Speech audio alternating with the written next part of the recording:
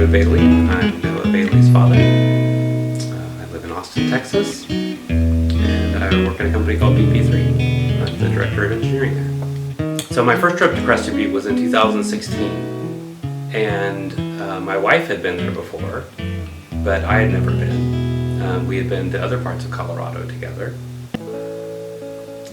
So we wanted to go skiing with the family, and we took Noah and Mirabelle, my son and daughter, and we flew into a town called Gunnison and took a bus from Gunnison to Crested Butte, and we were staying up on the mountain. And we stayed in a nice hotel, and it was right there at the base of the mountain, so it was really easy to just kind of walk out your door in the morning and walk down a few paths and jump right on the first ski lift you saw, and up you could go. I think we went in December, maybe for the winter break that we used to have in February. We've been there in February as well, and February was a great time to be there because there were no lines at all, and Crested Butte's far enough away from Denver so you don't have a big crowd from the big cities in Colorado. So great place to go. You never had to wait in line. I'm sure at spring break it was a little bit busier, but really fun place to go skiing. A lot of good slopes. I'm not a really good skier, so I like a lot of the green slopes or easy blues, and we skied a lot. And I think the kids both took some ski school, and that was a great experience. And then they joined us, and were probably better than my wife and I were by the second day of skiing. Crested Butte has a beautiful little old town. It was an old mining town, and so they have a bunch of old buildings kind of along a main street. It's really just one street town for all the shops and stuff for the most part. But there's a pizza place there. What's that place called? The Hidden Stash, I think, is the name of the pizza place.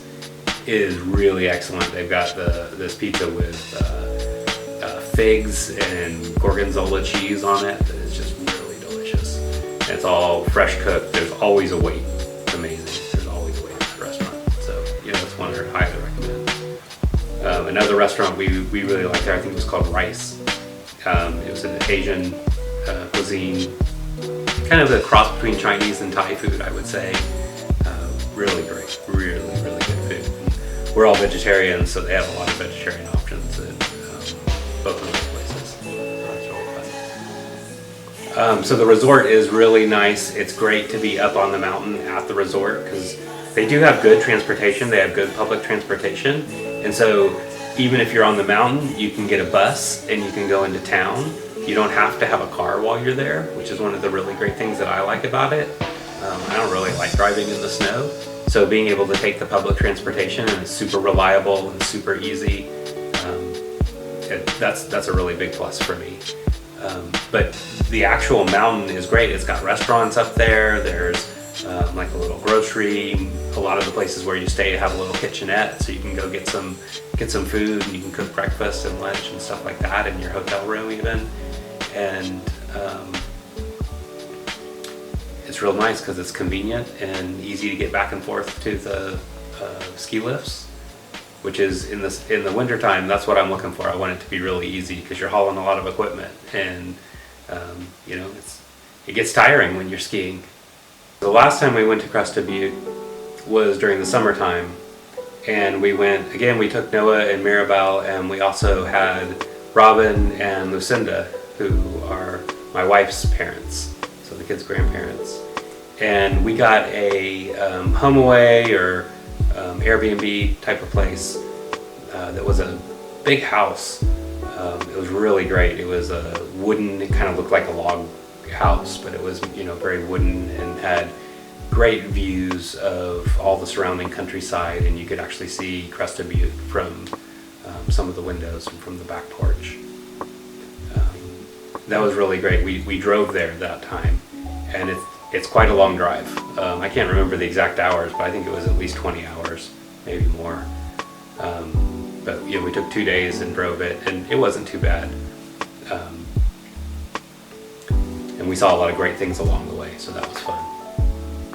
the reason we went during the summer, one of the reasons, is they have a wildflower festival in Crested Butte. And during the summertime in June and July in Crested Butte, they just have the most amazing, beautiful wildflowers all over the place. And my mother-in-law is a big fan of flowers and wildflowers and painting. And so we did a couple of different things. My wife and daughter and myself and my mother-in-law, Lucinda, we all took a plein air painting class where we went out to observe some of the wildflowers and take some pictures, and then we found a nice spot among the aspen trees and got to sit there and do watercolors. And that was really fun. It was really nice and peaceful and relaxing, and we actually got some really great art out of it as well, because we all had a picture that are beautiful.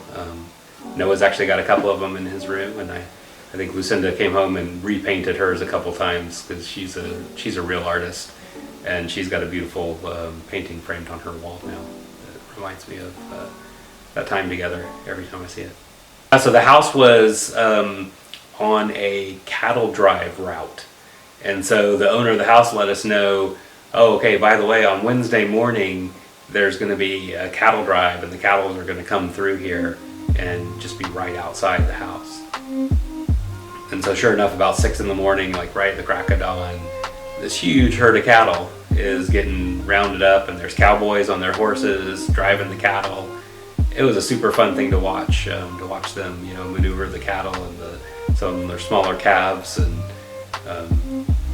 there was 3 cowboys on horses, and they had a couple of dogs helping them out.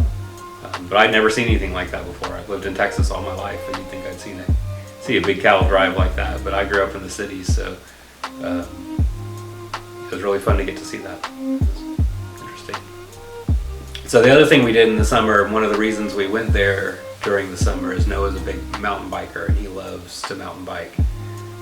So right by the house there were a few like dirt paths that you could ride your bikes on, and we hauled the bikes up on our car. So both Noah and Mirabelle had their bikes with them, and we took several like little trails.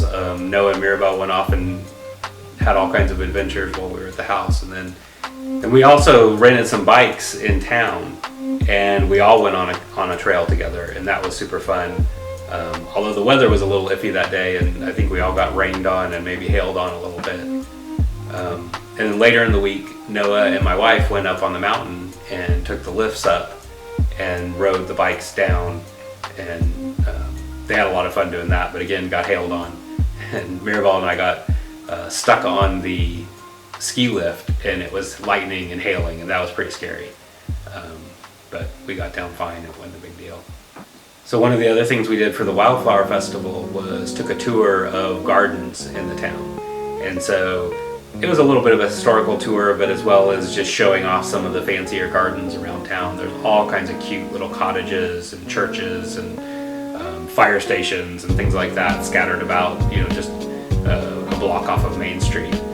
And during the wildflower season, they have beautiful gardens with all kinds of different flowers, wildflowers as well as perennials and annuals that just are beautiful that time of year in Colorado. And so we got to see several of the gardens, and then about halfway through the tour, it started hailing like crazy on us. And so we ducked into a church, and so I think we actually heard more history about the town than we did see some of the gardens, which was a little disappointing because I had my camera along and wanted to take a bunch of pictures. When you get hailed on, you can't do that. But it was still fun. We ended up on that tour at a museum and got to walk around the museum and spend plenty of time there because it was still storming outside, and we were just trying to shelter. Didn't even want to go to the car because it was raining and hailing so hard. But we got to spend lots of time in the museum and heard lots of history about Crested Butte that day. Learned about how it used to be a mining town, and how back then it had a pretty decent sized population, but then once the kind of mining boom was over, it really became a small town and only had 500 or 600 people in it, and didn't even have a high school. The kids had to go to Gunnison to go to high school. So learned a lot of history. It was really fun. One of the other things we did, the house had a kayak at it, And so Noah and Christine, my wife, I helped them take the kayak to a drop-in point on the river, and they dropped in, and they floated and paddled down this little creek that ran just right around the neighborhood where the house was. And then I went and picked them up down at the other end by a bridge just past the house. They had a really great time, saw all kinds of beautiful things. I really wish I had gotten to go on that. That sounded like a lot of fun. One of the other things we did during the summer was go out horseback riding. And there was a little, horse farm that gave horse tours, and so we all got to ride the horses, and we went with a group of probably about 8 people, four of us and 4 other folks from a different family, and we kind of followed a guide and walked along, through the trees, through the aspens. It was really fun and nice, and we all really enjoyed getting to see the horses, and we got to see some views of the mountains that you would never see by car. So even on foot, it would have been quite a ways to go in a couple of places that I don't think I could have gotten up, but the horses had no problem.